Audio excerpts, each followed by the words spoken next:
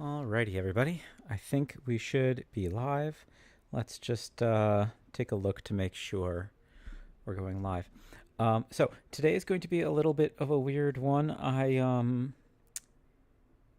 The thought that I have is let's see. Am I live? Am I visible? One second. I should be. Ba ba ba. Stream settings. Public. Okay, why is it not? Okay, there we go. Let me do an audio test. Public. Okay, why is it not?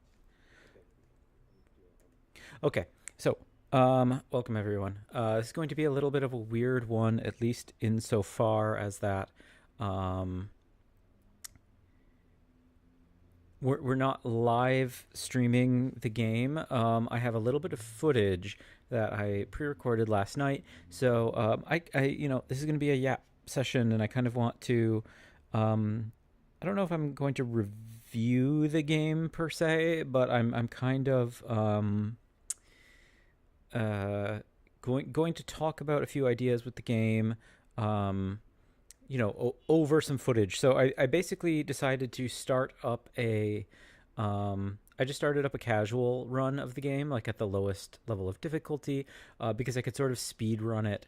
And I was thinking I would basically not speed run, but I would play the game quickly. And the idea was that I'm trying to beat the speed demon thing, which I believe we can do. I believe speed demon is viable even on casual mode. Like, I don't think speed demon requires you to do any particular high level gameplay.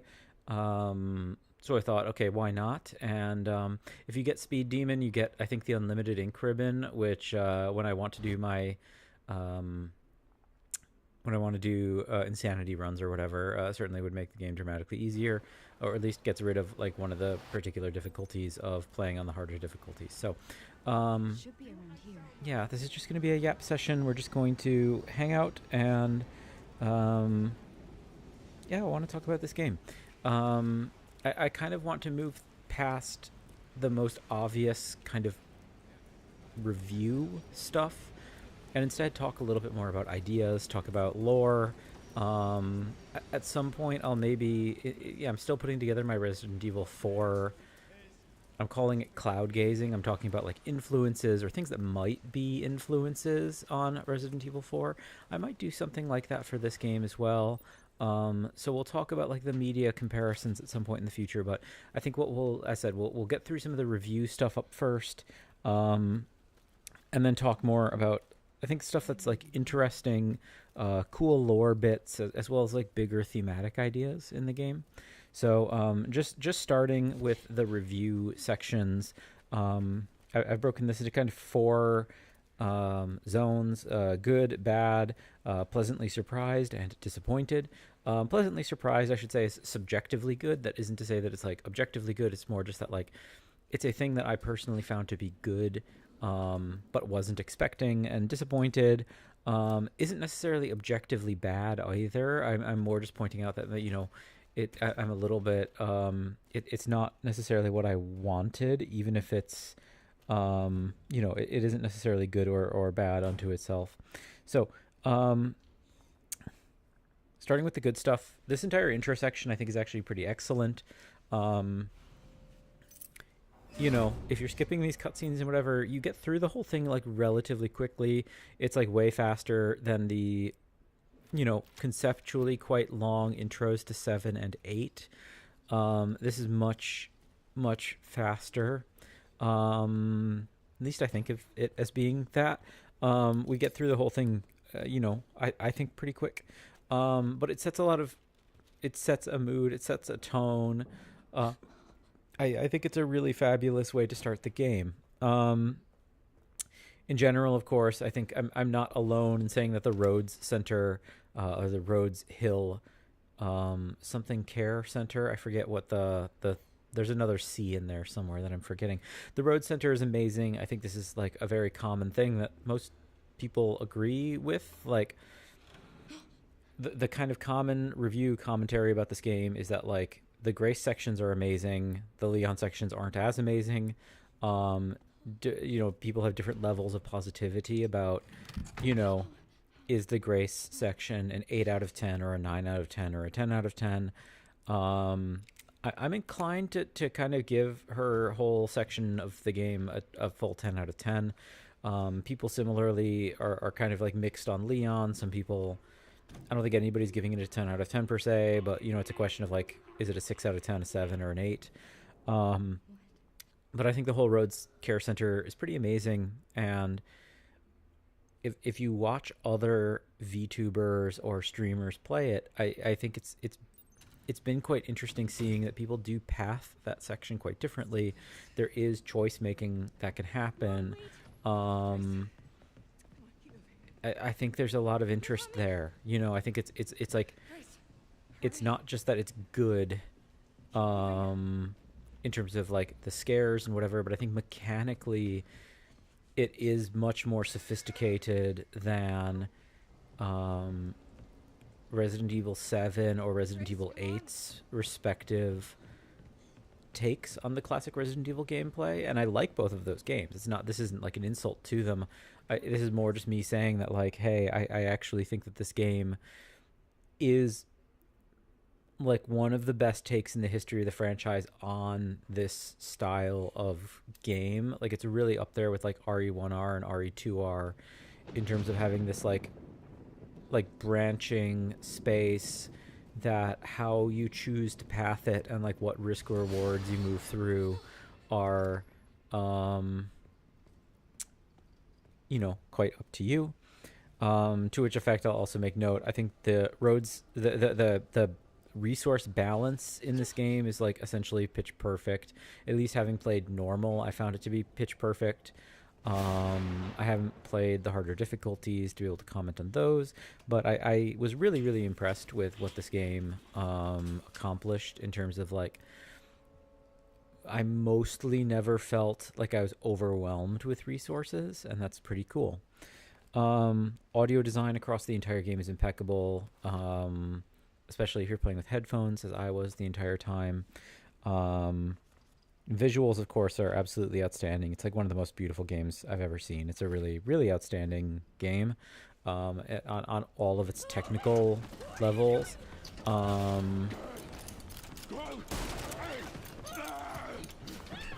Speaking to the Leon section, I didn't really take as much of an issue with the Leon section as other people did. Again, like I said, I think people have different ranges of what they do and don't like about that sequence, and I skew towards thinking of the Leon sequence as being more like an 8 out of 10 rather than the people who are saying, oh, it might be like a 6 out of 10 for them.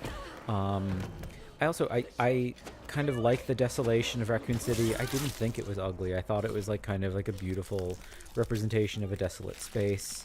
I think they could have mixed it up visually a little bit more, but I thought that section was pretty great. I think the only thing I would have really changed about it, aside from maybe mixing up the visuals more, as I said, would be there's like the dual rooftops where you eventually find the like painter's scaffolding and take down. Those two rooftops felt a little bit repetitious to me, a little bit redundant. I think that the skyscraper sequence is outstanding. I think it's like the best part of his gameplay. It felt novel, it felt new, it felt exciting. I think the gasoline, like the gas station fight, is really cool, and I look forward to doing it again on this casual playthrough.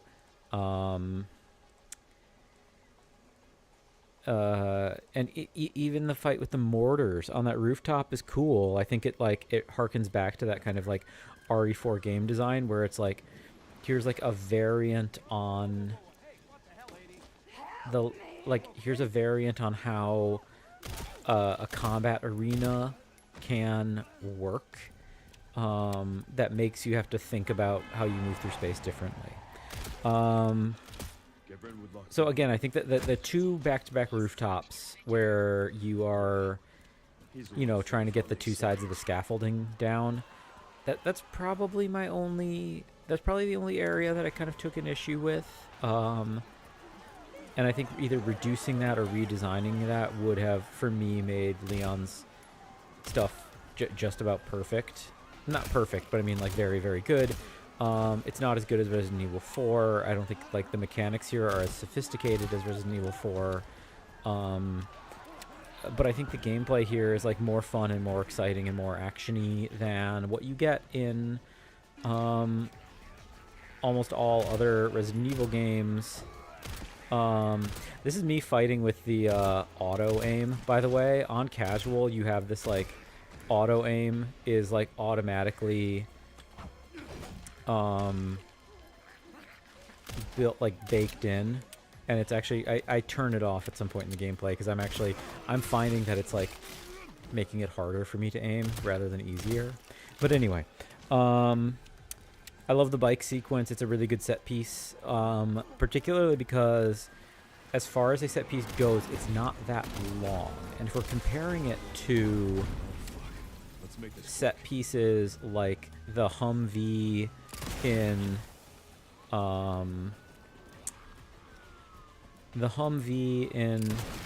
Resident Evil 5, or like some of these very, very on rails kind of like shootery sections, I think it's like mercifully quite brief. It is not like, it doesn't overstay its welcome, and that helps to make the spectacle not wear so thin.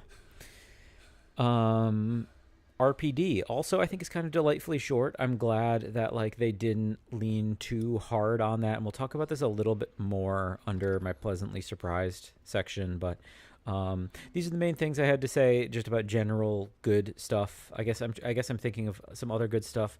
I think the girl is an outstanding stalker. I think she's like really, really effective, really quite scary. I think that the idea that there's these like mini stalkers throughout the game, like the chef and Chunk, is like a really cool, really smart idea. And the fact that you hypothetically can kill them at any time is also like a really good, cool idea. They're not like end game bosses. You don't have to beat them in a boss fight. It's kind of like, do you have the resources to attempt to do this thing, or do you want to leave them undone altogether? I think that's like really fabulous. I think Victor Gideon or Gideon Victor, I forget what order his names are. I think he's an outstanding villain. I think he's like one of the best RE villains that we've ever had. I think he is as iconic as Lady Dimitrescu is, and as much as I love the Baker family, I think that this I'll make mention. I got a new mouse and I'm having issues with its scroll wheel. There's nothing wrong with the mouse. I'm just like I need to like adjust the settings. So when I'm scrolling this, I'm like, come on, mouse, behave the way that I want you to behave. Anyway, I think Gideon is like one of the best villains we've ever had in the entire series. I think he's really outstanding. I think he's so good. It kind of sucks that he dies this game, but I also, like most Resident Evil characters, die in the game in which they're introduced, so it's fine. I like Gideon visually, conceptually. I like that he doesn't overstay his welcome, not just this game into another game, but also in the sense that he doesn't overstay his welcome. Like in this game, he doesn't have too many scenes. There's a ton of other good stuff. We'll talk about maybe a little bit more in the pleasantly surprised section as well as in some of the other sections, but let's we'll talk a little bit on the bad stuff. So a few of the obvious bad things we talked about during the playthrough. The Chloe stealth section, not only is it bad, but I think everyone agrees and talks about the Chloe stealth section as being bad, but I want to highlight, I don't think it's bad. I don't think it's... Oh, what happened? Oh, yeah, there. That's what it is. Okay. The screen went black intentionally. Okay. Anyway, I don't think that the Chloe stealth... I don't think the idea of the stealth section is bad unto itself. I think the problem is that the Chloe stealth section is actually maybe the worst implementation of this idea that we've seen. So like a lot of Resident Evil games, the idea that you like switch perspective temporarily to someone who like doesn't have combat capabilities to like reintroduce this sense of vulnerability or something has happened in a lot of games, and I actually often like those sections, or I think that a lot of them are quite good. So like the ones people like, even the ones that are bad, I think are often better implemented than what we had in this game. And that's a problem, and that's like the bigger problem for me isn't that they like did something that the fans don't want or something. Like that's been part of the discourse that a lot of other people have brought up, is that like, oh, why do they keep doing this thing when people don't like it? My feeling personally is that like, I think it's fine that they do it. It's just a problem that in this game it's worse. Like the Chloe section is really, really slow. It has instant death, and there isn't a lot of like freedom of expression in the mechanics. You can't really do anything aside from like, you have to play through it the exact way that the game wants you to play through it, and I think that that is bad. And that's, you know, at contrast with like, so in Resident Evil 7 there's like 2, arguably 3 of these sequences. There's the sewer gators guy sequence, which everyone agrees is like boring, but it's also right at the beginning of the game, so it builds atmosphere. There's the Mia tape, which is optional, so you can just not do the Mia tape in Marguerite's the guest house. And I think that's cool. I think it's cool that you could just choose to not do that, especially on later playthroughs. There's the third section on the ship, which I don't personally think should count, but people take issue with the ship for plenty of reasons that are legitimate. Sherry Birkin in the RE2 remake, I think, is like a totally fine sequence. There is a more engaging set of gameplay choices that can function in that section of the game. I also think that the fact that you know Sherry and you know Chief Irons adds a kind of emotional gravity to that sequence that is helps. I think it's good. I think it's like, I think that the Sherry sequence, I don't love it, but I think that like it works because you're connected to what the game is doing. Resident Evil 8 has the House Beneviento. I don't think that counts either because it is like a puzzle room. It's a little tedious on subsequent playthroughs, but like it is gameplay and it is Ethan and it's not derailing his forward progress. And then Resident Evil 4, you have Ashley. And I think the Ashley section in Resident Evil 4 Remake in particular is actually outstanding. Like, I think that sequence is really, really good. And you have choices to make, and you have things you can do. And that probably sounds obvious, but like, it's good. Right, like it's like that, like you can like interact with the world and you can like make pathing choices, and there's like treasure to collect, and I think it's like so much more advanced. And then the Chloe section in this game, sorry, this part of the video has gone on too long, but the Chloe section in this game is kind of the worst of all worlds. It's slow, it's mandatory, you have no volition. You're not really connected to her story. Like, obviously you don't want this girl to be hurt, but like, she's not an established character who you already know. It ultimately isn't very consequential to the plot either. Like, it very well could have been a cutscene, and that's not that different. So enough about that. But yeah, the Chloe scene, it doesn't ruin the game for me or anything, but like, I would love it if in the future they either patch in the capacity to skip it. Like, this game currently doesn't have a New Game Plus mode, but I would love it if they patch in the ability to skip it on New Game Plus, or if somebody mods that in, I would probably consider downloading that mod.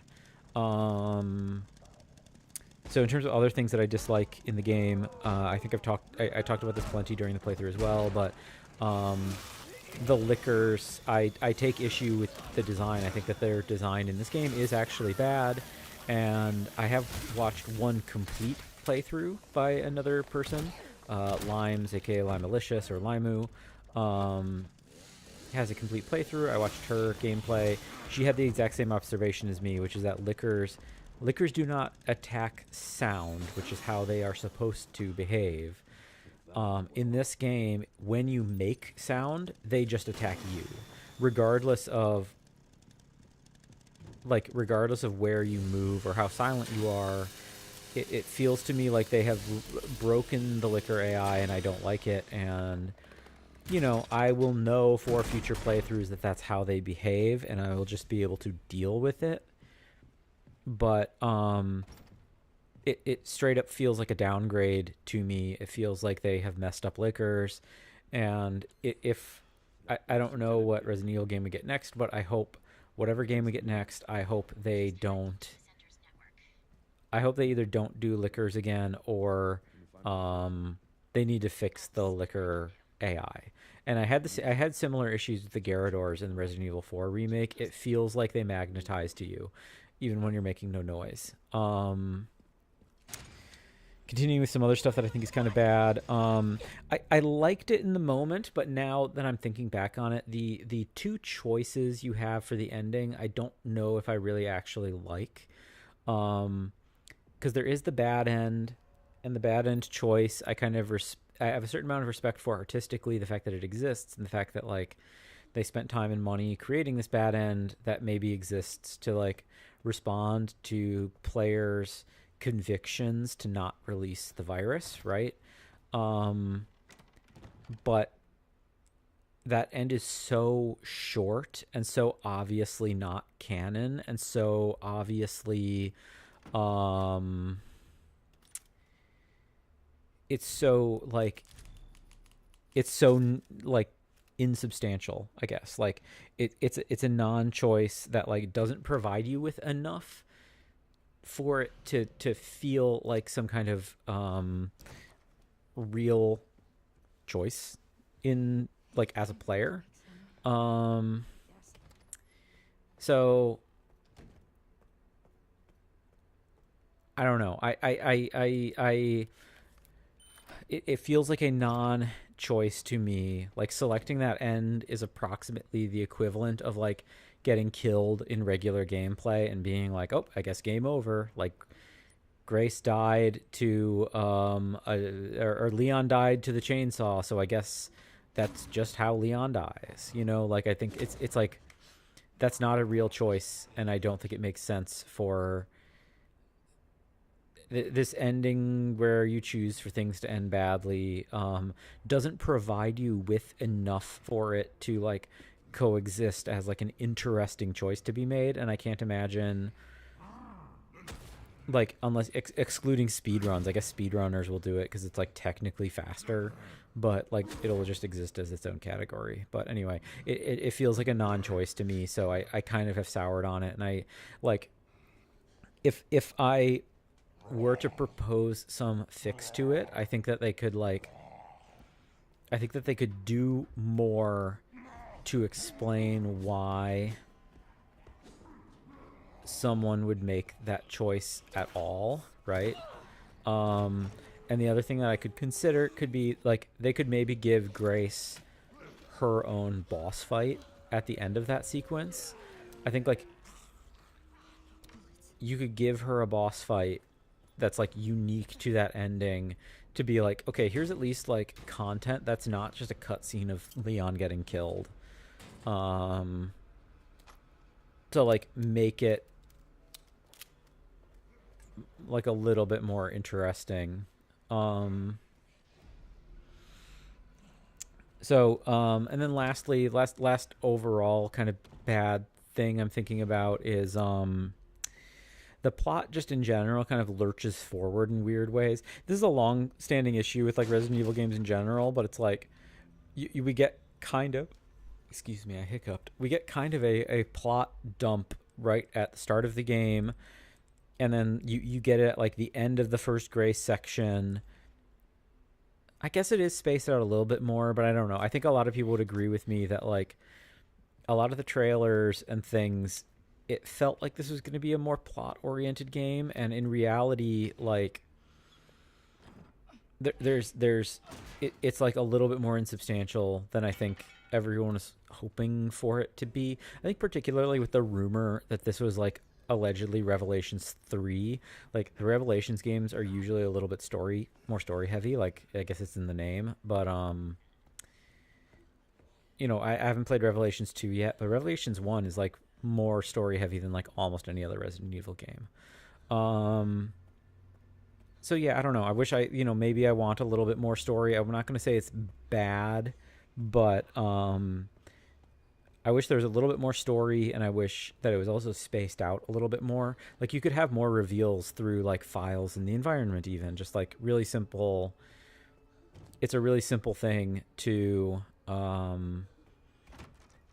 add to the game. I mean, not like simple, but like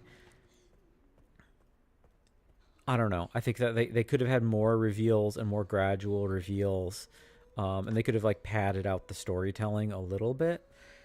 Onto some of the things that I was pleasantly surprised about.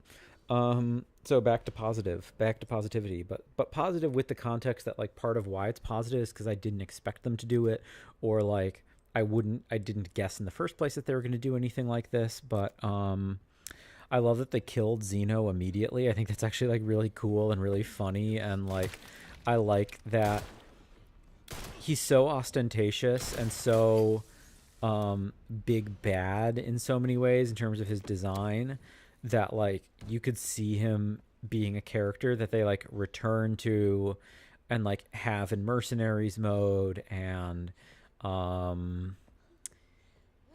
he could be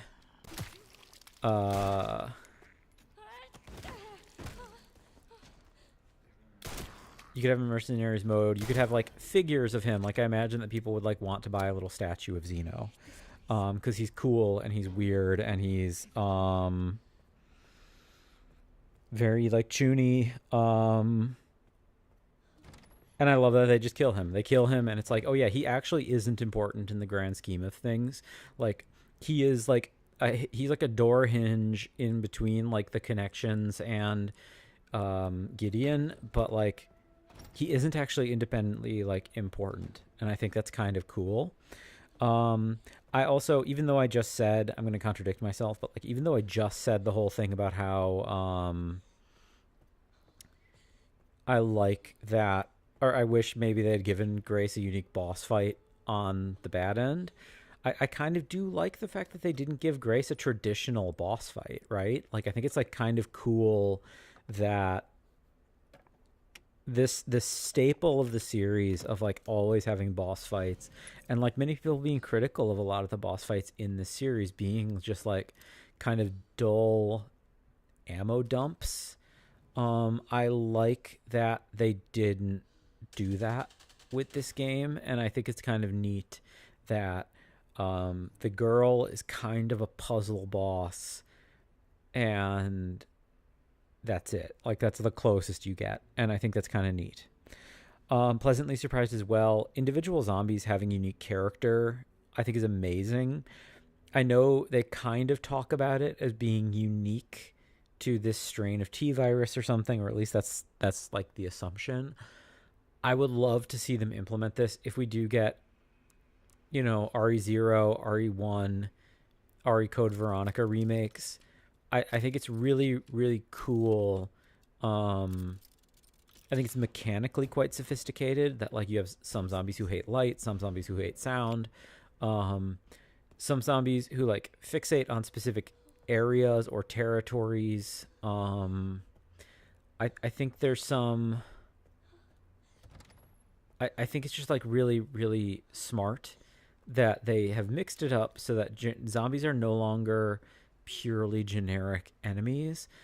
And as we talked about, I think it's also like viscerally horrifying because it makes it so much more evident that they were human before they became zombies. And I think it's like more tragic and more repulsive, and I think it's really cool. I think that was like, I really didn't expect it, and I love what they did with it. I think it's like one of the biggest achievements in this game, especially paired alongside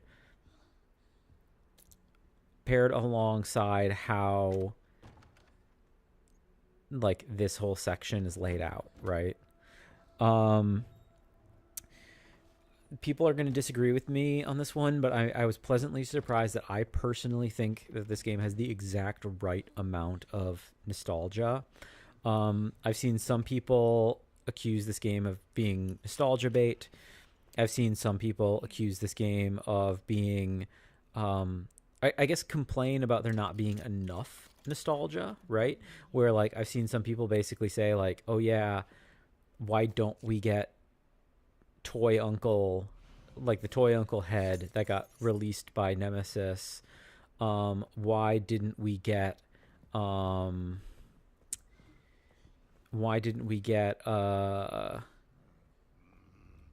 it called, like the why didn't we get Chris showing up? Why haven't we seen Jill in so long? Why we haven't seen Jill in so long is a legitimate complaint, but like I think that like I've seen some people wishing that this game had more callbacks, and at the same time, on the flip side, I've also seen people complain that there's too many callbacks. I kind of disagree. I land in the middle. I think that this game had the exact right amount of nostalgia. Like, I like that we get a Mr. X because he's mass production unit, but I like that we didn't get Nemesis. Like, I mean, we got a Nemesis, but like we didn't get like Nemesis, right? Real quick thing, I'm gonna pause. Let me go back. Oh no. So real quick pause. We're gonna skip forward in my script or my notes just for cool lore bits or like Easter eggs. I haven't had it confirmed, but allegedly the book that she's reading in Braille is a Braille version of the Book of Shadows from the start of Resident Evil Village. I don't know if that's true. I don't know if it's 100% confirmed. If true, that's really cool. Anyway, that's that. Play. There we go. Anyway, back to pleasantly surprised. Yeah, I think there's the exact right amount of nostalgia. Like, we get a little bit of RPD. We get like a number of callbacks, but like, I don't think that this game is like shouting into my face, remember this, remember this, remember this. We get a little bit of that. We get a little bit of stuff, but I felt like the game was not insulting my sensibilities, or the game was not worsening itself for the purposes of appealing to nostalgia. And I think that it has the right amount of nostalgia that it can play with its themes, and we'll talk with themes later, or we'll talk about themes later. But yeah, I don't know. For me, it was the right amount. Again, other people seem to disagree. Some people wanted more, some people wanted less. I'm cool with saying I think it kind of walked that tightrope properly. Last major note that I had on pleasantly surprised was hunk boss fight. Really cool, really strange. I'm not positive, I don't think there's any other mainline game where he shows up in canon in regular main story mode at all, right? Like, I don't think, like, he shows up in bonus modes like Fourth Survivor and whatever, and he obviously shows up in like mini games like Mercenaries, but I think this is the first time we've ever seen him canonically, and like it's basically all but confirmed that like that boss fight is Hunk. It's like the same voice actor as him. At the end of the boss fight, we didn't see this in my playthrough, but his glove falls off at the end of the boss fight, and you can see that he has Raccoon City syndrome. So it almost certainly is supposed to be Hunk. I think it's kind of neat. I think it's like a cool, weird idea that they've never done it before. And I know some people are upset that he got killed, but also like Hunk, as we talked about during my playthrough, Hunk is a villain. Like, he's not a good person. We don't really know anything about him, but I think like it is entirely only reasonable to say that Hunk is in fact canonically just he is a bad guy, right? Like, he's not a morally dubious character like Ada. He is a villain. He's only ever served villains in the story. Some disappointments I'll list. Again, these aren't necessarily objectively bad. Like, I'm not saying that rectifying them makes the game better. It's more just like what my expectations were, and like the fact that certain expectations were not fulfilled is disappointing to me. But again, it's not necessarily like an attack on the game's legitimacy.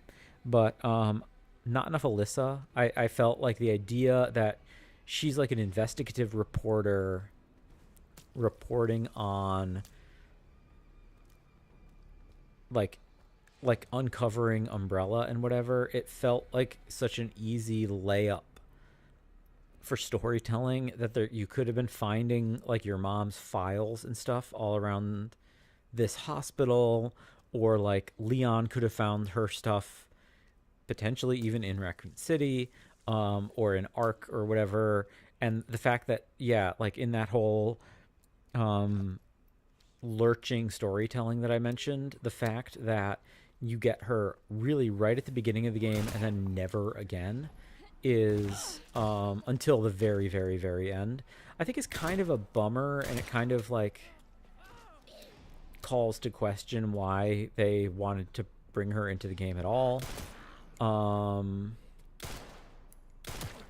But, you know, again, it's disappointing, but it's not objectively bad.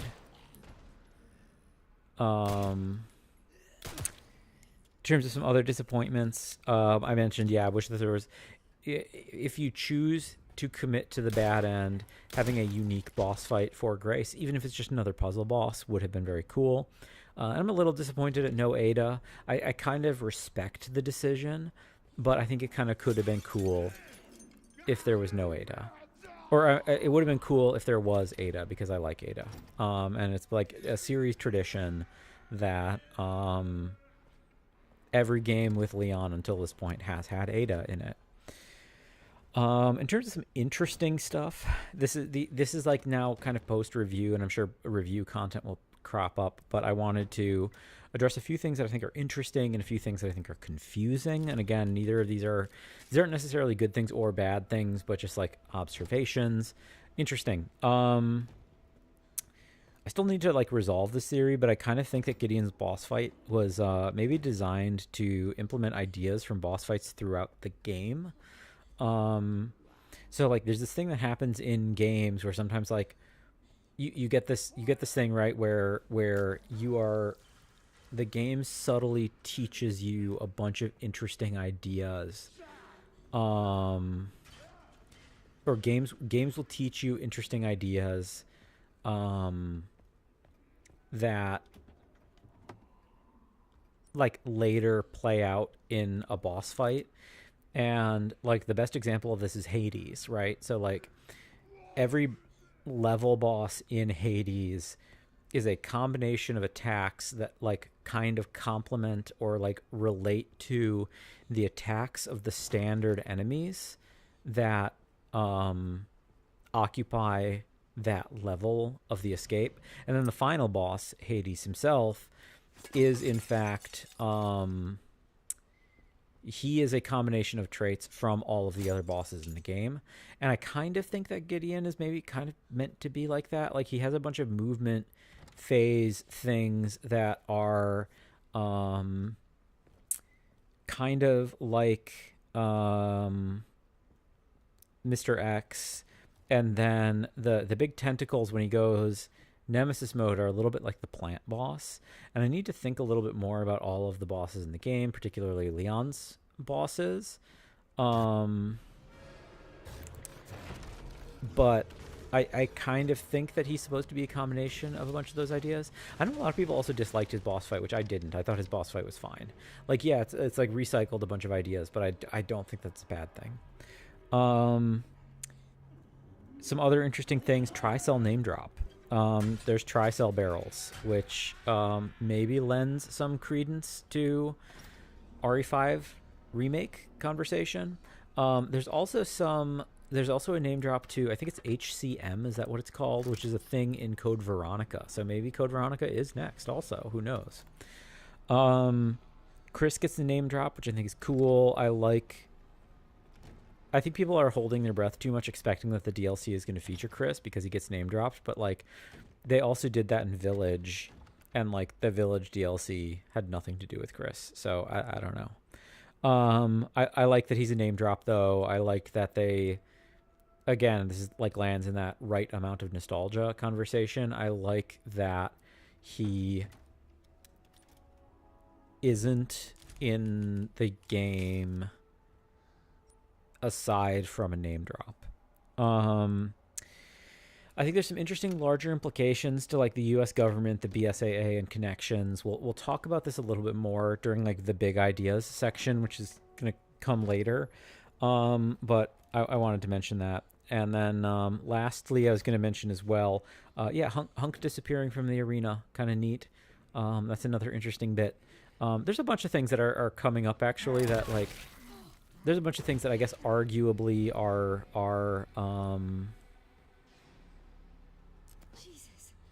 arguably belong in the interesting section, but you know, I'll save that for later. Some confusing things. I think the biggest confusing thing, which I guess arguably just is bad writing and is I think the biggest issue with the story in the game, is that Gideon and Zeno are weirdly unconcerned about the possibility that Grace could get killed by monsters. And it doesn't really make sense for the plot, because it's like if they just needed her for genetic markers, A, they could have already killed her, but B, or like if they could, I don't know, like it just doesn't totally make sense to me that it feels as though it doesn't make, like in all the other games, the protagonist getting killed by random monsters is like a convenience for the villains.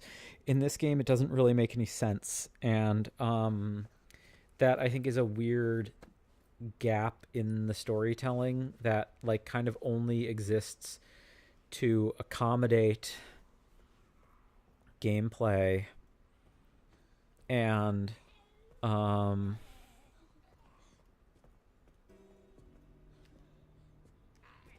I don't want to get that critical of the game's plot, because I think there's more interesting things than disinteresting things, and I also think that like people expecting too much from a Resident Evil plot, I don't want to say like, oh, turn off your brain and like eat the slop, but I do want to say like this series has always had these kind of like shakily constructed stories, and I think people are expecting too much from the plot, rather than leaning into the camp, so to speak. And I think the one area in which I agree with people's criticisms is, yeah, it just doesn't make sense that Gideon and Zeno aren't trying to recover her, and like get her back, because her dying to a zombie like ruins their plans. I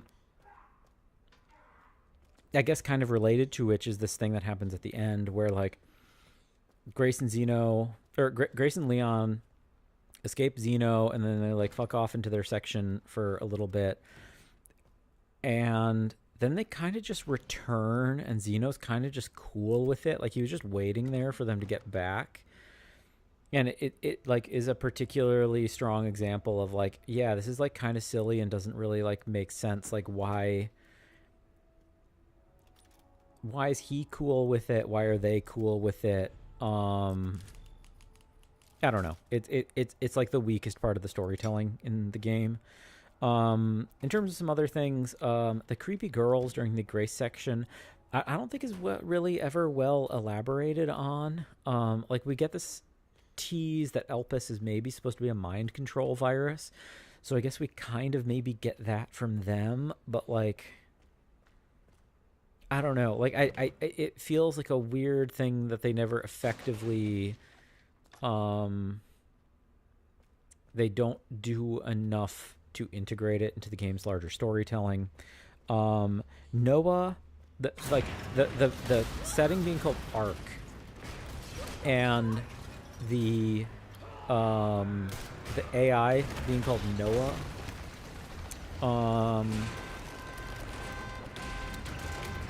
I feel like they don't do anything with it. It's like such a weird. It's just silly. It's not horrible. It's just silly. Again, I don't hate it. Like, it's not a problem. It's not bad writing or anything. It's just like kind of a weird. Like, is this like a leftover from some other like version of the story that like there supposed to be something biblical? Because it's not even an arc in the way of being like, it's not like a genetic repository or something in the way that I initially thought it might be. Like, it would make sense if it was Ark, if it was supposed to be like, oh yeah, here's like a genetic library of like, we have genetic material from like all over the world, and then we're gonna like destroy the world, and then like this is gonna be the basis of like rebuilding the world after the fact or something. Like, that could kind of make sense, but that obviously isn't where the plot went, so I don't know.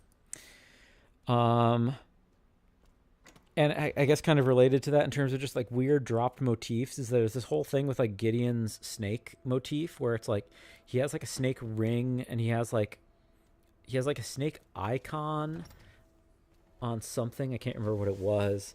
And he has the snakeskin trench coat. He has a snake eye ring. I don't understand what they're doing with it. And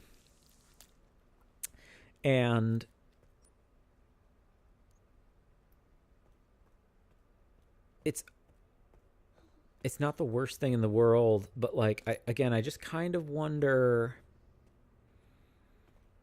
I wonder if it's from like some abandoned version of the plot where like, was there supposed to be biblical symbolism or something like laced through the game, or like Old Testament symbolism laced throughout the game, where like is he supposed to be like Garden of Eden snake, like tempting Grace with forbidden knowledge or something, and they just abandoned that. Like, it just like ended up on the cutting room floor. And like Noah's Ark is some extension of those biblical motifs, or like, I don't know. I just don't know exactly what they were going for with it. And I like, it's fine that it ends up unresolved. Like, there's worse things in the world, but like, I don't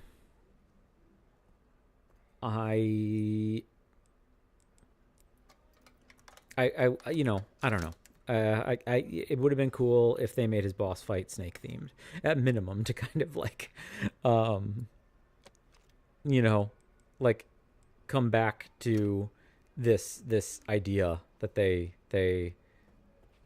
I think were foreshadowing. Anyway, cool lore bits. So time to get into like what I think is like going to be the real meat of this video, and we're 47 minutes in. We only have 10 more minutes of footage left, so we might have to hop into the game and just like scroll through some concept art or something while I talk more, because I can't really do this like while playing a speedrun of the game. Like, I'm just gonna to I would like fail at that. Um, so one of the interesting things I think is that like some people have spoken kind of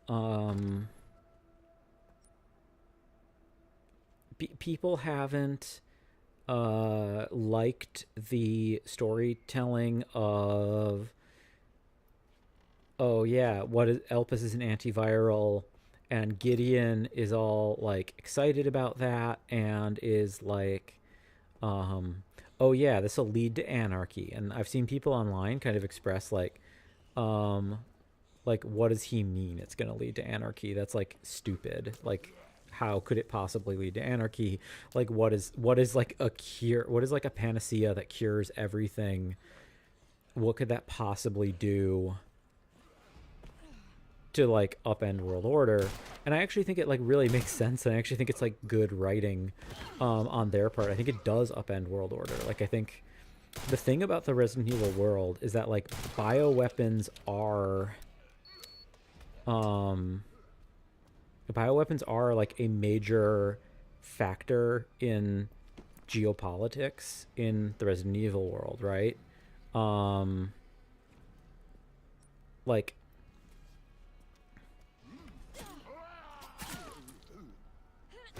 got surprised by that guy there.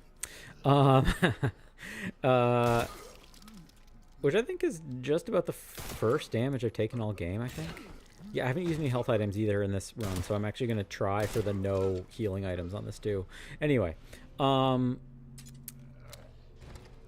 BOWs are like a really big part of like the world order of um, the Resident Evil like canon. Like, this shows up in a ton of games like RE6, Revelations, the movies too, like Damnation, Vendetta, Infinite Darkness. The idea that like global power is very, very oriented around who has access to BOWs is isn't like something to like sneeze at.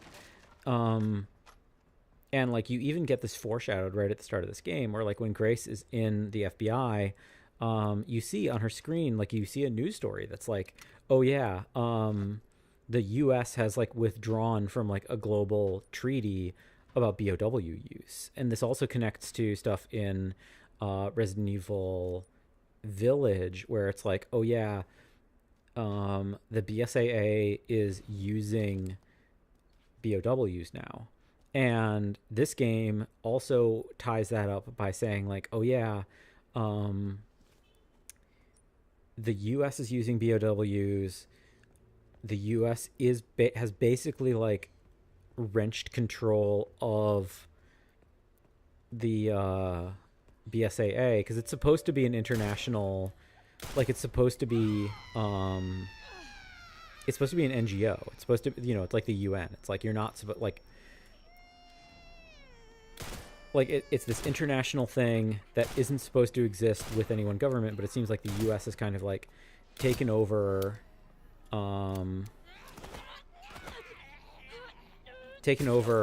the BSAA, and it's bad. And so I think the idea that like, oh yeah, like the like global polarity and like the idea of superpowers being oriented around who has access to BOWs is in fact like would upend world order.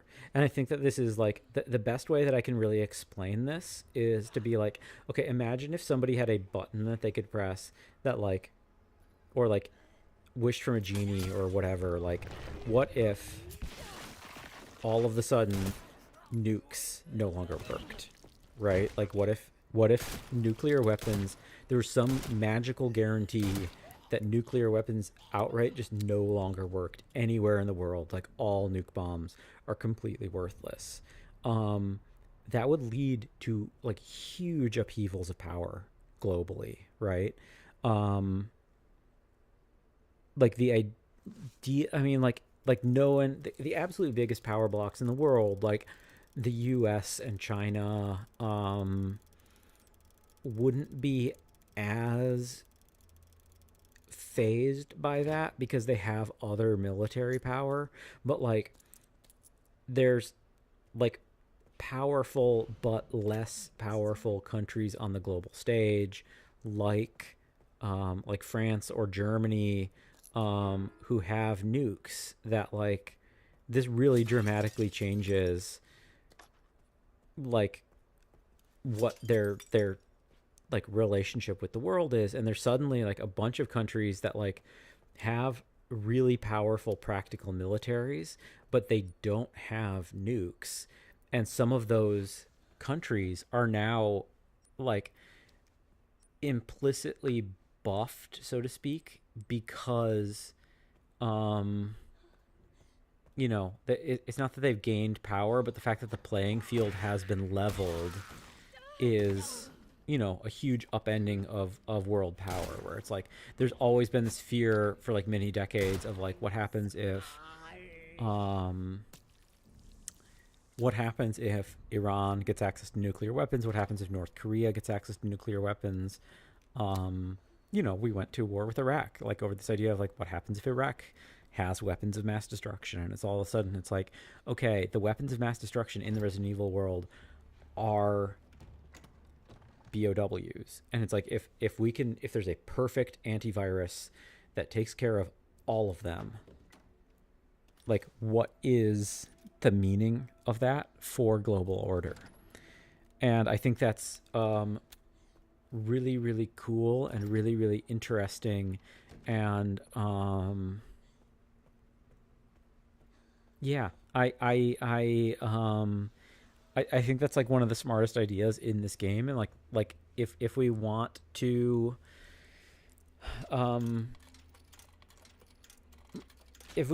sort of talk about like the larger like cross series storytelling and like world building and stuff, I think that does like threaten global world order in a way that like I don't think that they'll like expand upon because they kind of can't, but also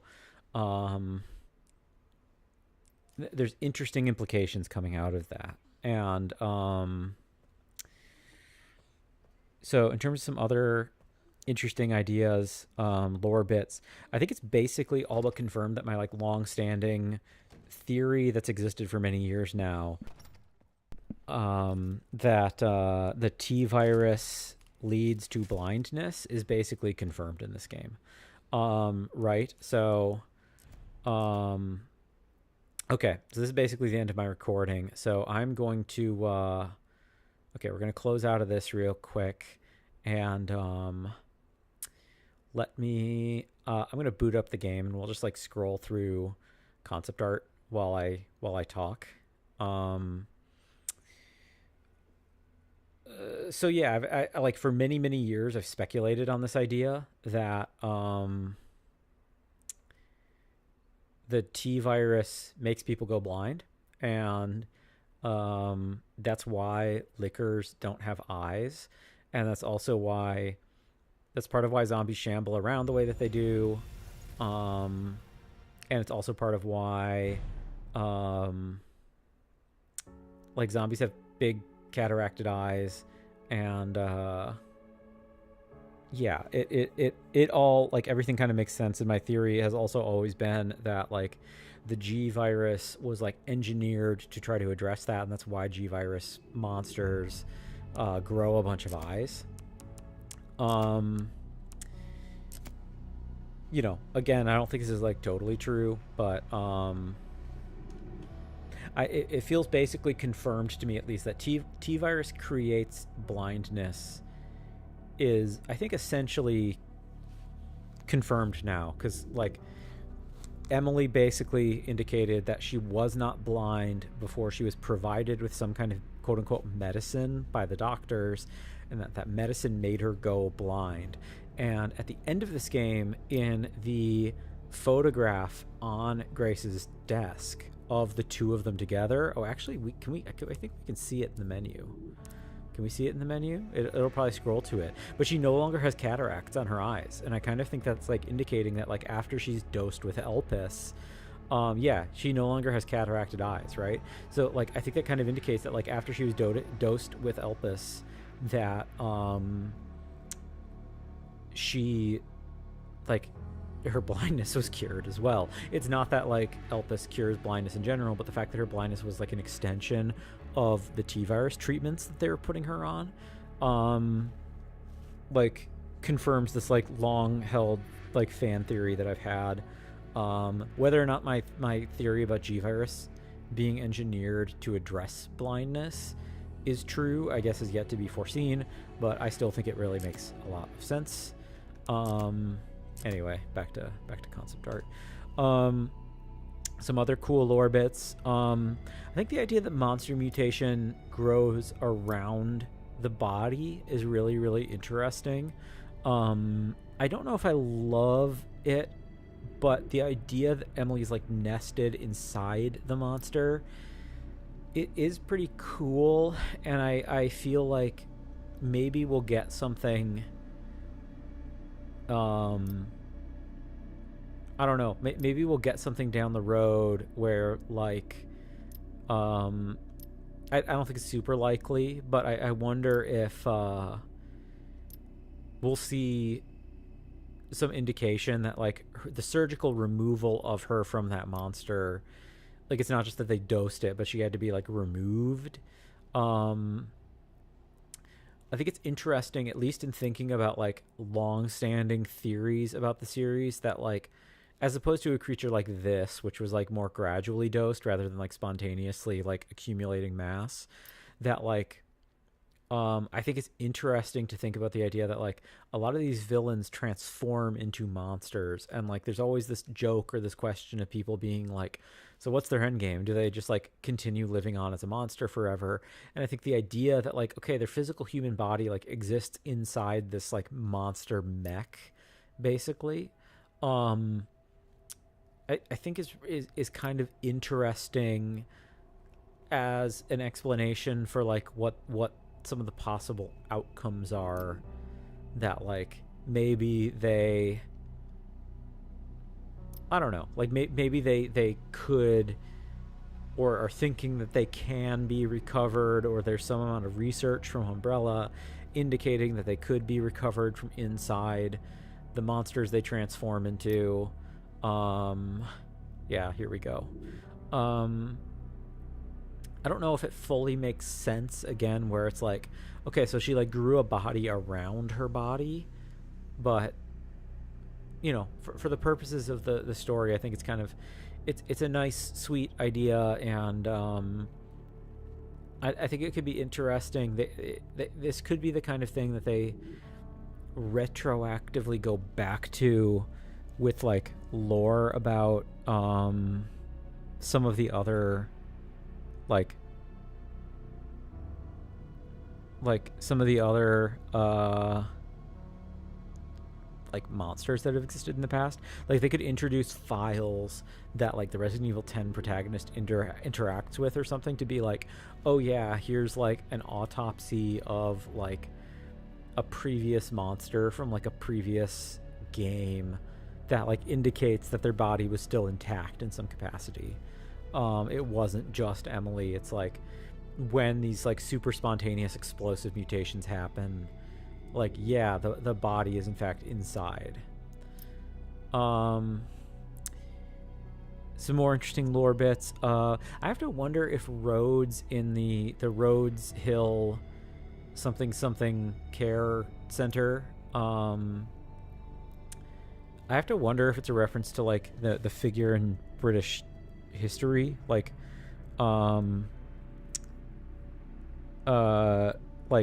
like Rhodes scholars and like Rhodesia.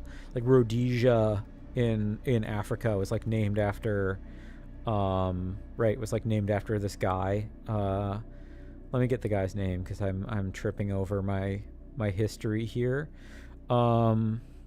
Yeah, Cecil Rhodes. So Cecil Rhodes, or Cecil Rhodes, he was like a British mining magnate, and yeah, he's the guy who like set up Rhodes scholarships.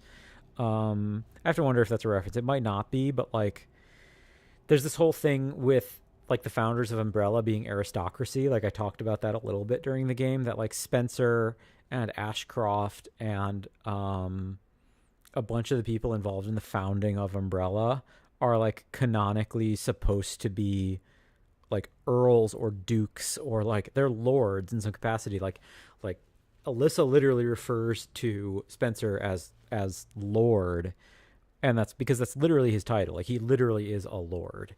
And like the idea that, like, I don't know, is this supposed to be a nod to Rhodes and like the plundering of Africa? Is this like a little tip of the hat towards an RE5 remake or something? I don't know, but I think it's a cool idea. Speaking of other tips of the hat, we took note of a painting in Spencer's office that had an M on it. And it seems like other people made the connection that I probably should have. That's Miranda. That's Mother Miranda from Village, who of course was like a mentor to Spencer. Another interesting thing that let me pull open my files so I can read it to you. But people have like thrown this joke around that oh yeah, Grace is like a Redditor, and this isn't totally out of the blue. She is a Redditor, and what that comes up in is that in the flashback where she is on her laptop sitting on the bed of the hotel, if you use camera break, or like you use like free camera to see what she's doing on her computer, she is actually on Reddit, and people often like leave the joke at that, but here's what's interesting about it. So that sequence canonically took place in 2018, right? It takes place 8 years ago, and this game takes place in 2026. So she's on a Reddit subreddit called Amateur Journalism, and she's on a thread.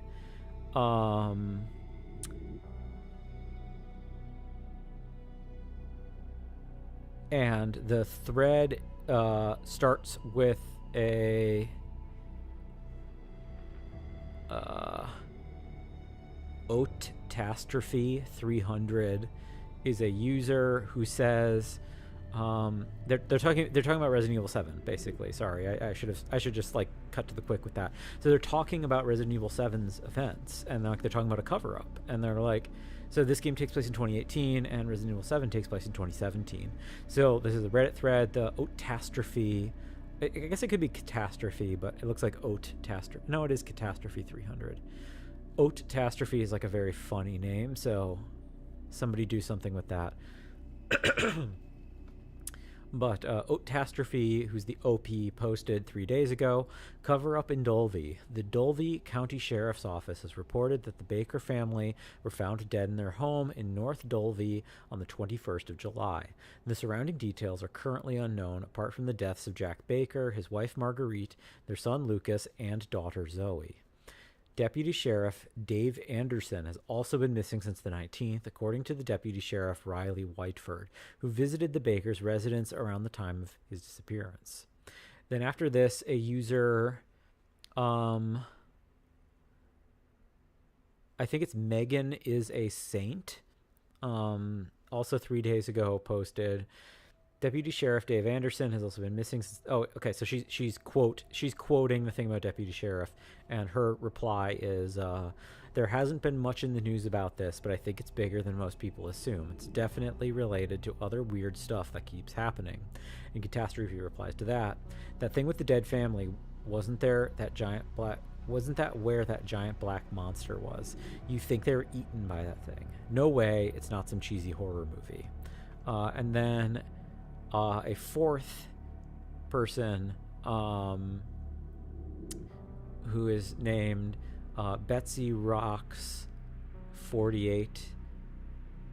It might be 48 year YR. I don't know.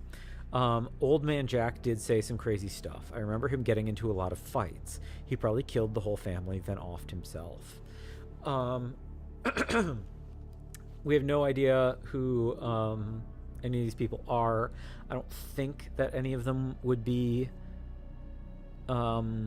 Grace specifically, but I think that's really interesting. I think it's like a really cool detail, and I can't see any other text on the screen, so I might be off there, but There might be other Easter eggs, but I think it's really, really neat. I think that's like a really cool thing. And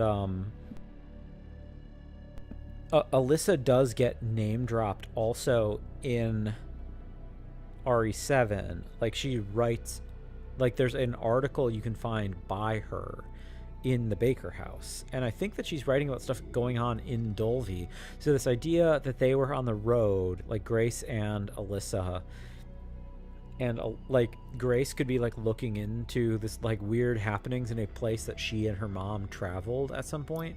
Kind of a neat detail. I think it's kind of cool. I think it's like interesting that they took the time to, you know, put in this thing that nobody will ever see. So, you know, thank you to the like game hackers who are basically able to find that. And like the joke of like Grace's Redditor, like don't overlook that as being, you know, just a joke unto itself. And then the last thing I wanted to mention was I mean, there's a bunch of lore stuff in this game I could keep going on, but the last thing was that the people who have gone into the game and Boundary Broke. Let's see if we can actually get to the concept art on these guys before I say it. Okay, no, I didn't unlock their concept art. Well, let's see if are they in here? Weapons designs, bioweapon pod details, arc. Do we have any of the BSAA guys? Maybe not. Let me look at models. Do we have... Is there a model for the BSAA?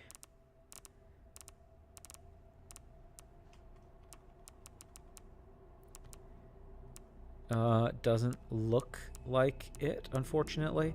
So the BSAA Spec Ops guys apparently are zombies, and that like makes sense.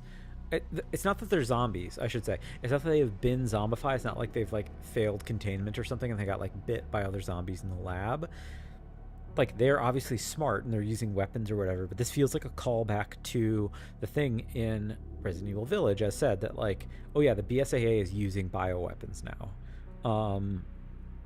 And that's really, really cool. I think that it's like really, really cool that they are carrying that thread forward, and I have to wonder if like if they're committing to this connections story, which like it seems like they maybe are, that feels like non-trivial, right? Because it's like the whole larger thing of like US pulls out of bioweapons treaties. US is now basically controlling, like the de facto controlling force of the BSAA, who are supposed to be international NGO, but like it seems like the US has basically captured them and taken control of them. And some more Spec Ops guys seem to wipe out the last of Chris's team or whoever was like in, you know, at the very, very end, like the post-credits thing. And the connections are controlling all of that. Like it feels like this is actually a larger, if subtle, multi-game, cross-game narrative. And we'll talk about this a little bit when we get into Grace's report. So I did do a little bit of looking into who the connections were, because I said I thought that they were who hired Ada. The main point of connection that I should know them from is that they are the ones who organized Mia's mission in Resident Evil 7. Like she was the one she was escorting Evelyn on behalf of connections. And like they had the connections had some kind of ties with Lucas Baker also, and has ties with Tricell, and had some connection to Mother Miranda. It's a little bit more obtuse to me, but so James Marcus, who is another one of the like important figures of Umbrella, like one of the founders, and he was like one of the scientists, really. He's like the main villain of RE0. He like becomes this like slug beast. He is canonically part of the connections, or he was a double agent. And I think it's interesting to think that, like, I feel like there is like good if subtle storytelling happening across these games, and I'm like, I'm intrigued to see where they go with it, because or like if they go anywhere with it, but like it does feel like they've been very slowly, very deliberately setting up connections as like a more serious cross series threat. I have a sneeze coming, everybody, so apologies while I mute myself to sneeze. Oh, it's not coming. So okay, maybe not. Okay. So the last section that I have in my little notes document was big ideas, and before we get to that, I was thinking maybe we talk about Grace's report, because I haven't actually gone through this yet. It's my understanding that it does elaborate on the connections stuff, but like let's go through this. It was like 60 pages long or something, so that's like meaty. Let's see what Grace's report has to say. Grace's report: The Truth Behind Raccoon City. Introduction. In 1998, Raccoon City was devastated by a massive outbreak caused by a viral leak from the pharmaceutical giant Umbrella. The United States government responded by launching a missile strike to wipe out the infected and erected a blockade to seal off the city. In 2004, following a court trial, the Umbrella Corporation declared bankruptcy. A complete account of the events was never released.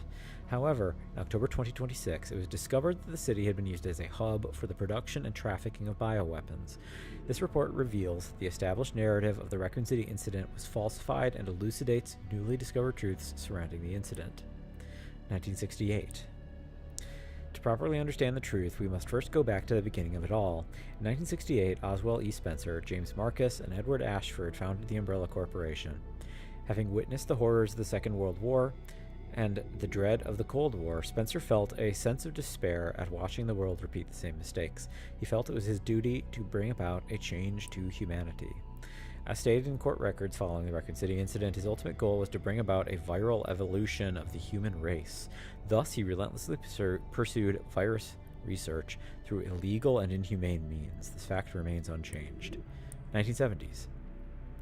From the very beginning of Umbrella, the company faced rapid change and intense internal strife, most notably the sharp ideological divide between Spencer and Marcus. According to court records, this conflict was cited as the primary factor leading to the unusual developments that followed. In 1968, James Marcus developed the T-virus, which would go on to become the cause of the subsequent outbreak.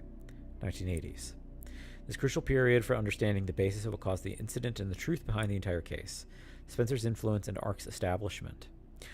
Spencer used internal politics to have Marcus demoted, absorbing T-virus research to a facility under his own control. From then on, Umbrella began to actively research and develop bioweapons under Spencer's leadership.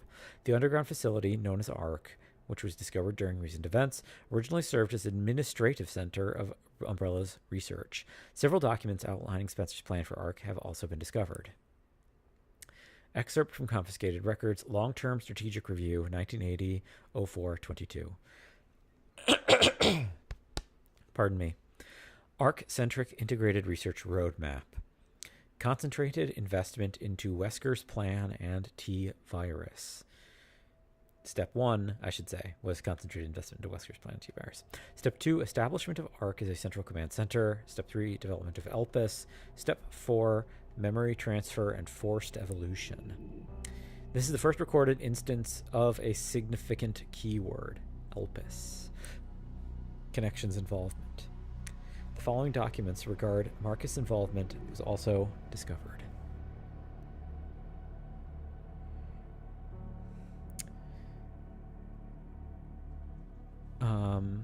Sorry, I got an email at the same time as this. Anyway.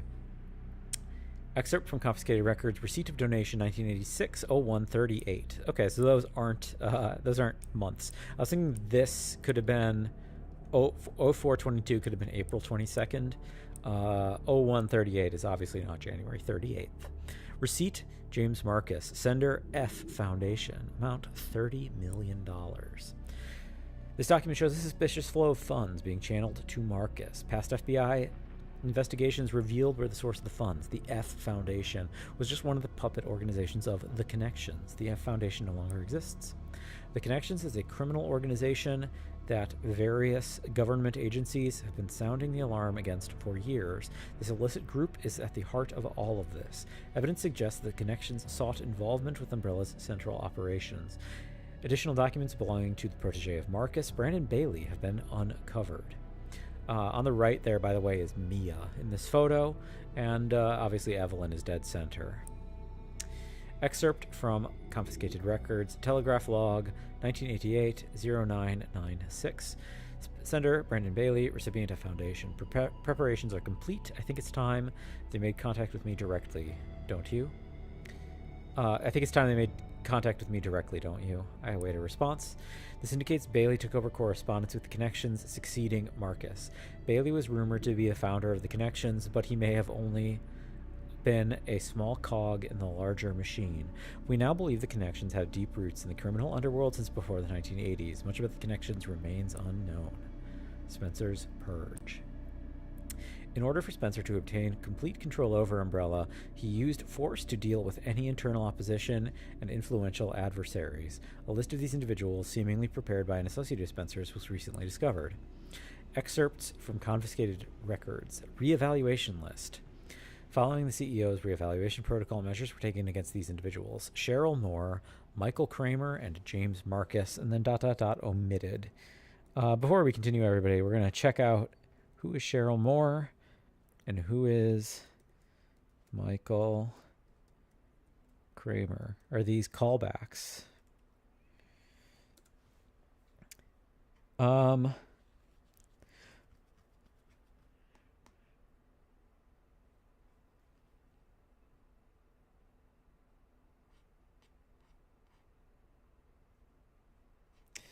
So Michael Kramer, we don't know anything about, aside from the fact that he's in, it seems like he's connected with the Connections. And then Cheryl Moore, also no. Okay, anyway. 1990s. During this period, Umbrella continued to grow and expand through ties with the government. The organization became so large that Spencer could no longer fully control it. Numerous accidents plagued Umbrella facilities around the world as a result of poor management. Furthermore, information was being leaked to rival organizations and the Connections due to the moles who had infiltrated the company. Yet, despite the circumstances, Spencer was able to thoroughly protect and complete his research at ARC, the research Elpis. While most records regarding Elpis were lost within the destruction of ARC, a precious few remain. Excerpt from confiscated records, Spencer's message 199, data missing, Tricell HCF. So it's HCF as the Code Veronica reference. Tricell HCF, the family, and Umbrella. The family is a village reference, of course. Elpis shall bring it all to an end. Data corrupted. The only information leaked about Elpis was that it had the potential to upset the military balance of the world. However, a strictly managed password known only to Spencer was needed to access it. What is Elpis? Elpis is a powerful antiviral drug. However, this was unknown to those who sought it. The Connections and other black market groups mistakenly thought it to be a powerful bioweapon with the potential to control human minds. This confusion likely stemmed from the fierce competition surrounding bioweapon development. It was common knowledge that Spencer, the developer of Elpis, aimed for the evolution and control of humanity through viral technology. Completion of Elpis. Based on the data taken from confiscation records and changes in Spencer's behavior, we believe Elpis was completed around the mid-1990s. After this period, the records show a marked decrease in the number of public statements from Spencer. A similar decrease in activity was also observed from the Raccoon City orphanage. Sorry, making sure that work email doesn't beep again. A similar decrease in activity was observed at the Raccoon City orphanage. Disturbingly, it is suspected that children at the orphanage had long been used for Umbrella experimentation. While Spencer frequently visited the orphanage, records indicate he stopped in the 1990s. Furthermore, the orphanage was under the research jurisdiction of William Birkin in the late 1990s. Birkin turned against Spencer, ultimately leading to the leak of the T-virus. 1998, the Raccoon City incident. The T-virus leaked from the Umbrella research facility in Raccoon City, causing an unprecedented outbreak. In response, the government decided to launch a missile strike on the city under the pretense of containing the spread. However, this is where we have been misled. The missile strike was not launched to prevent the spread of the infection. The plan was formed to disrupt the relationship between the government and Umbrella and shift the blame to all illegal activities onto Spencer. Found records indicate the connections lobbied for the missile strike. Excerpts from confiscated records, access log, first assembly minutes. ARC has been secured. Commence the missile strike. The blame will fall solely on Spencer. With this, Umbrella will be dismantled and will seize all their assets. Their goal was the acquisition of Umbrella assets, particularly the thing that they believed would disrupt the world's military balance, Elpis. Due to Bailey's involvement, the connections were aware of Umbrella's inner workings prior to the Raccoon City incident. This set them up for swiftly secure ARC before instructing the government to carry out the missile strike. After the Raccoon City incident. Umbrella trials. As is well known, trials were held after the events of Raccoon City. Testimony from Raccoon City survivors, along with evidence submitted by the Global Pharmaceutical Consortium, demonstrated the scope of Umbrella's nefarious activities. Evidence against Spencer was presented at the trials by his subordinate, Albert Wesker. It is now evident that Wesker was linked to Tricell, which in turn had strong ties to the connections. Therefore, it is highly likely that there was pressure from the government and the connections during the trials. Apparently, Albert Wesker was either subpoenaed or deposed as part of these trials, which is like really funny to think about. In 2004, following the outcome of the trials, Umbrella was forced into bankruptcy. Just as the connections and the government intended, Oswald E. Spencer was held accountable as CEO and he disappeared from the public eye. Acquisition of ARC. The connections and the government seized ARC during the Raccoon City incident. Therefore, ARC served as a base for the research, development, and distribution of bioweapons. Documents believed to be transaction lists have also been seized. These list Umbrella's competitors along with organizations that were previously found guilty of illegal activity. Unfortunately, most evidence was lost with the collapse of ARC. Recovery efforts continue, but success is unlikely. Proliferation of bioterrorism.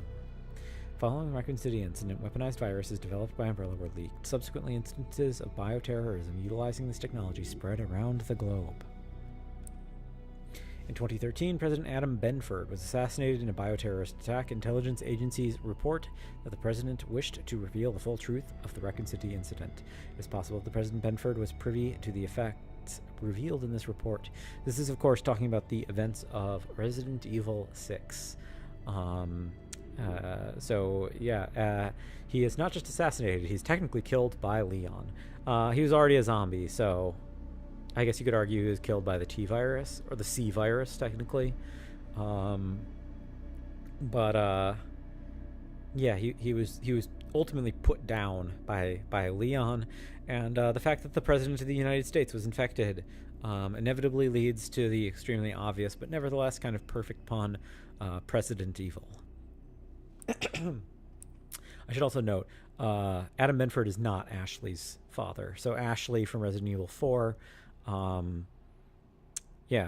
President Graham would be her father, not President Benford. They are in fact different characters. Because I don't think there's any way her dad could be president anyway, even if they had different last names, unless he served non-consecutive terms, because the timing of Resident Evil 4 takes place at the end of 2024, so he was already president in 2004. So if he had consecutive terms, he either would have been 96 to 2000 and then 2000 to 2004, or he would have been 2000 to 2004 and then 2004 to 2008. It is unlikely he would be non-consecutive terms. Not impossible, obviously. Anyway, Spencer's final years. Remaining records about Spencer after the dissolution of Umbrella are scarce, but a new source of information has recently come to light. An interview conducted by Alyssa Ashcroft. Despite being responsible for countless atrocities, Spencer showed some signs of remorse in the interview. Having lost everything, he sought atonement. While Elpis is a powerful instrument that can render viral weapons inert, it also has the potential for a panacea to be used for good. It's possible that Spencer's true motivations behind Elpis were peace and redemption.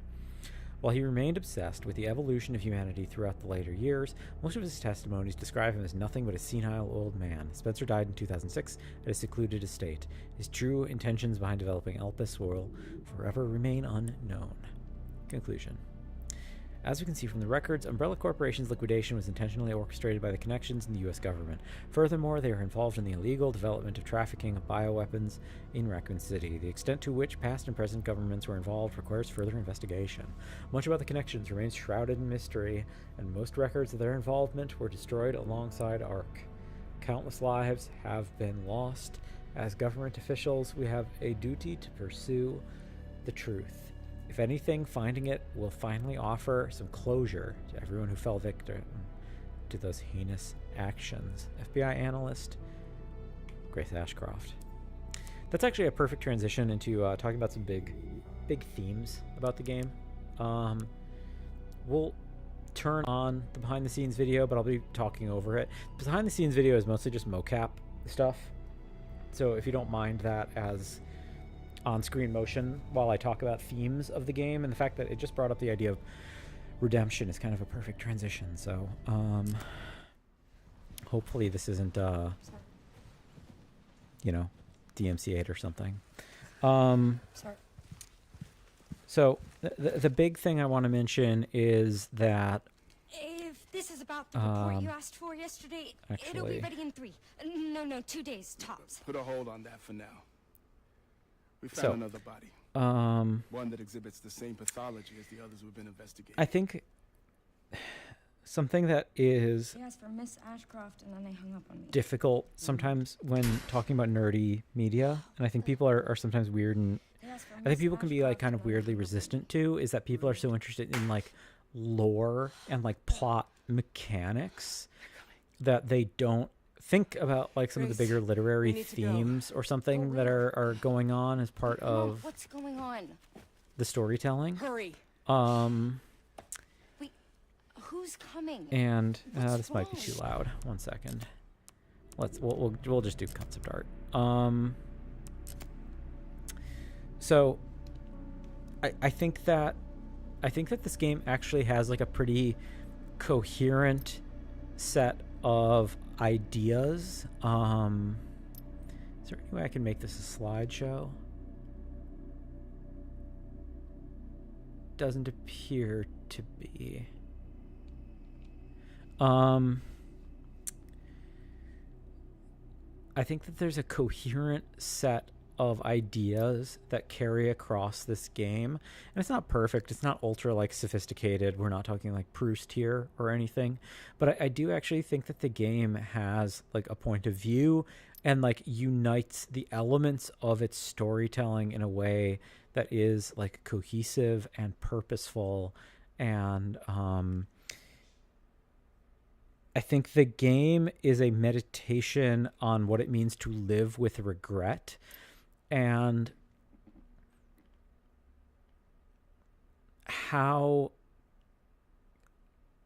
do you go on living, and what are the choices that you can make that allow you to live with that regret when there isn't actually a practical way, like there isn't a practical way to like resolve or like rectify the damage you have done, but instead you can both obviously try not to like replicate the same damage, but also have something that is like asymmetrical, but maybe kind of balances the scales or something. I guess like the idea of like what can you do to like rectify or like find redemption, find requiem, as Spencer puts it, and like obviously that's like really them like shoving the theme into your face, but it's like the whole kickoff of the story, let's go back to Renwood Hotel as a perfect segue, is where was I guess this is the Renwood Hotel concept art. Like the game literally starts with this idea that like Grace has trauma, and Grace is forced to confront that trauma, and her survivor's guilt, and her feeling that her mother died because of Grace's personal inaction. Like Grace feels that Alyssa died because of choices that Grace made, and she feels responsible for her mother's death, and she is like deeply traumatized by that, and is like living with this pain and this fear, and there isn't a way to undo that harm, right? She like can't bring her mother back to life, and it's like the I think the notion is her redemption, her requiem, her like being able to find a way to live with that regret is to make sure the same thing doesn't happen to Emily. And this idea that like these places hold memories and objects hold memories, and she can find personal peace through knowing that someone else doesn't have to go through what she went through, but also she can go, like, I don't know, like the idea of like finding a way to go on living and feeling like she isn't just a negative force for the people around her is like a motif that is carried throughout the game. And this also very much connects to Leon, obviously, because like I like the idea that Leon is living with trauma from Raccoon City, and he's also like forced to confront that trauma by like revisiting the site of that trauma with the Raccoon Police Department and Raccoon City in general, like mirrors Grace's journey, and they're both going through these like they're both confronted with their mortality and this question of like, if I'm about to die, like can I die as a person who I want to be, or something, is something I think that is troubling both of them throughout the totality of this playthrough. And I think that this is why it is significant that at the end of the game, near the end of the game, when Grace is at Arc, let's get to that fan art, or not fan art, concept art. I don't think I have super deep into the Arc art unlocked yet. No, I don't have any of it. Let's unlock one of the interior, like the Pandora art.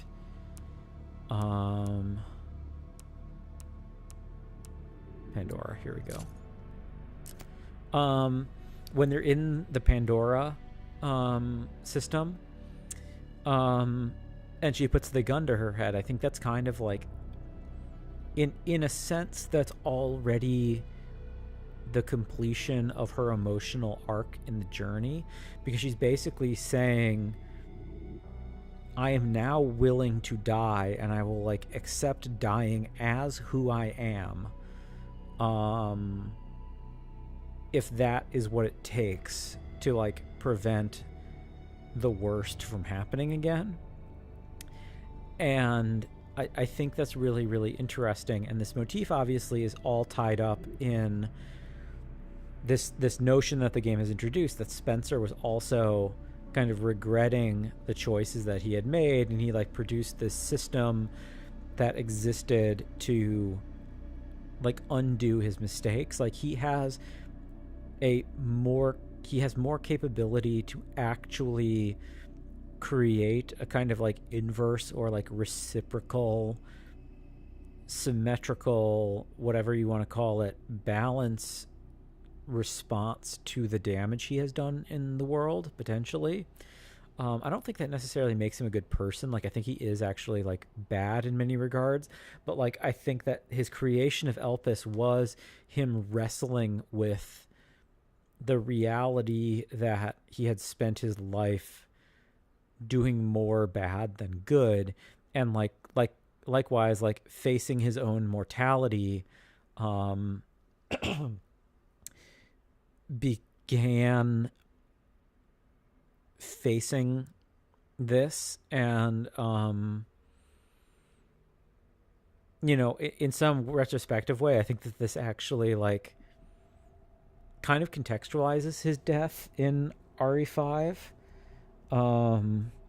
Right? Because like, so in RE5, he is killed by Wesker, and he's killed by Wesker in his original mansion, which is what the Resident Evil 1 mansion is modeled after, and the idea that like his familial, like ancestral mansion in Europe is the original, and the one in RE1 is a replica is kind of funny to begin with. But the idea that like his return to that space is its own kind of journey towards having to relive the trauma of like the fall of Umbrella, where it's kind of like, okay, this is where everything like went wrong to begin with. Like, I am now like revisiting this as part of like some kind of like necessary confrontation with my own I guess my own like lack of emotional and like spiritual and even intellectual resolution around the like meaning of my life.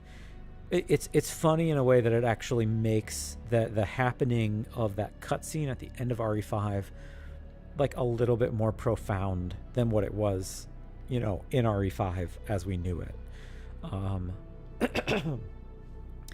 So, you know, I think that's like a really interesting notion. My throat is getting really dry, everybody. I apologize. The weather here has been kind of wild, so I think my system is just kind of responding to that. I would like to talk more, and there's ideas that I think we could get into about some other themes in this game. Pardon me. But we talked about them a little bit during the playthrough, so you could always refer back to those. But maybe I'll do a second Yap video, and I'll record more of my Speed Demon run, so I could talk over them, because I do want to talk more about, like, the not military industrial, but I guess, excuse me, another hiccup, medical industrial complex. And, you know, we brought up this idea of, like, these zombies kind of are like meth zombies or fent zombies or crack zombies.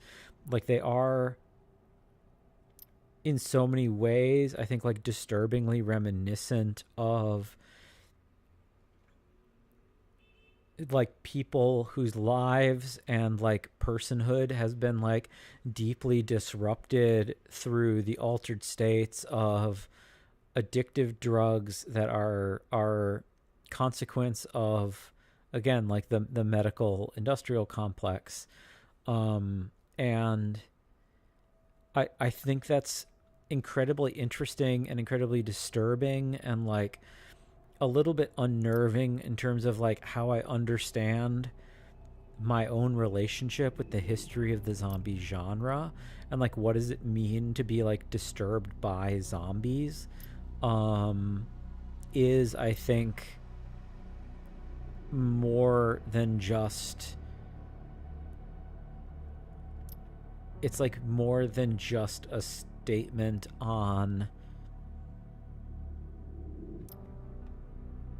like what occurs in this game, but again, I think it like retroactively recontextualizes like the zombie genre as a whole in a way that I haven't really previously thought of it. And I don't know. I think that's a really interesting idea that I want to think about more. And like the fact that the setting for so much of this game is literally like a hospital where people were like literally being administered with drugs that are like severely harming them, is kind of interesting. And I don't think it's purely reactionary. Like, I don't think that this is the game saying like, oh, vaccines are evil or something. Like, I certainly don't think that's like what they're going for with this. But instead, I think it is like it is like a larger critique, I guess, maybe, of the like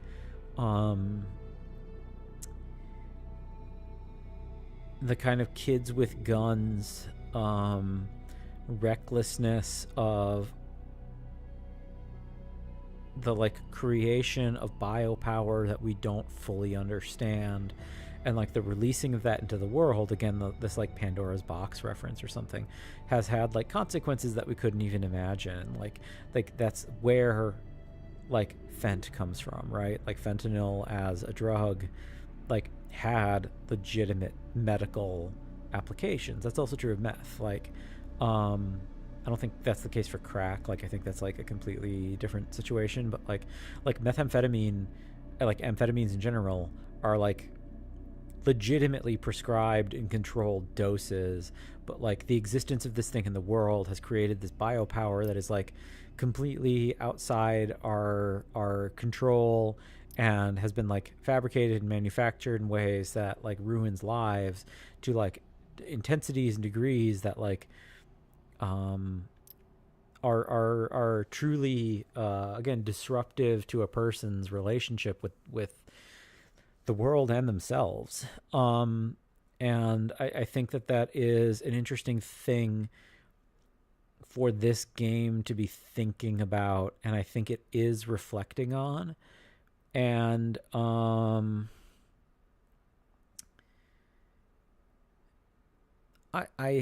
am further intrigued, I guess. I haven't yet put the full thought to it yet, but I am further intrigued to think about what this game is as the first full original new Resident Evil to have been produced post-COVID.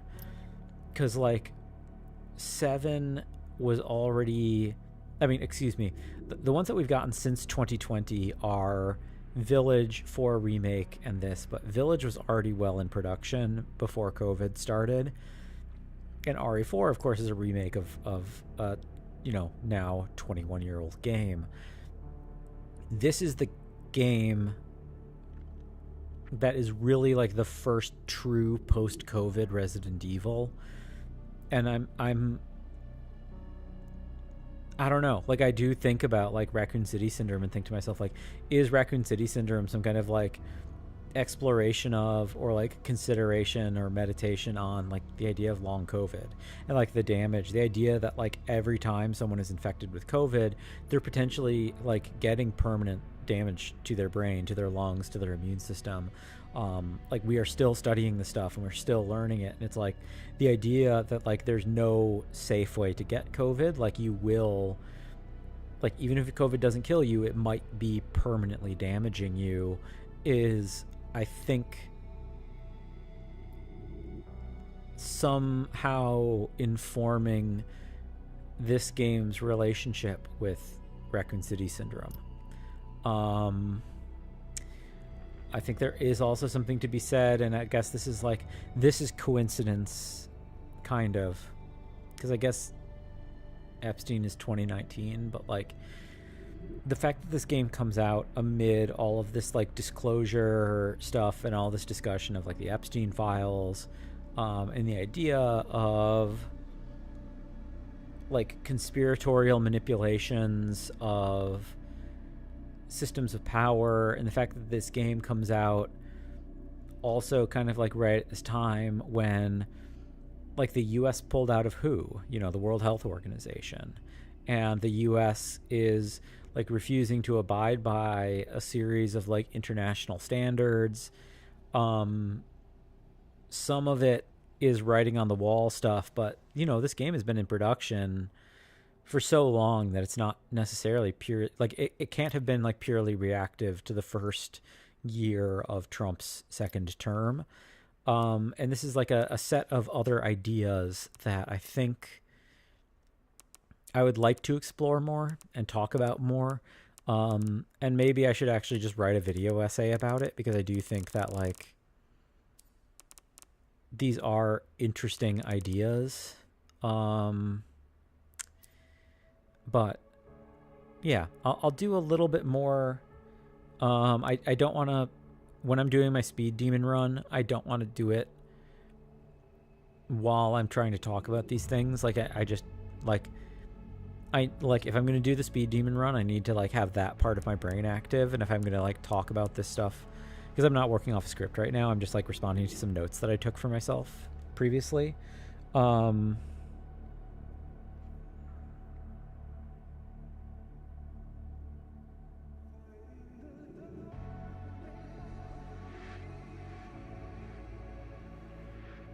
So,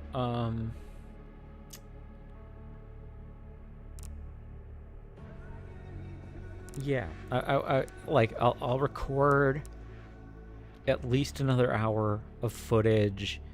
That'll probably be the entire rest of Grace's section, if not a chunk into Leon's, because I think we're actually on a pretty good pace. I think that, like, getting the speed demon thing shouldn't actually be very hard on easy. I just need to, like, remind myself to stop doing, like, stop killing everything, because that, like, takes time. But anyway, and yeah, maybe I'll record some more. We'll do another one of these live things where I play back the video and you all can watch me play back the video. So anyway, that's that. Yeah, that's it. Yap session over, I think, for now. I'll do another one of these in sometime soon, but, you know, I also want to get into some new games, so we'll see what we play next. I'm not entirely sure. We do have Silent Hill pre-downloaded. We have, you know, we've talked about Signalis, we've talked about doing Silent Hill, we've talked about Signalis, we've talked about Crow Country, Fatal Frame 2 Crimson Butterfly remake just came out. I kind of want to do Indica also. Anyway, we have lots of stuff to play, everybody. Thanks so much for watching, everybody. We'll do another one of these, and we'll finish up separate ways soon, and you know, we'll probably start another game this weekend. We'll see what we do. Anyway, thanks so much for watching, everybody. I hope you enjoyed listening. I hope you know, I hope this inspired deeper thoughts about what this game is than what you might have thought about previously. So anyway, thanks so much for watching, everybody. We'll see you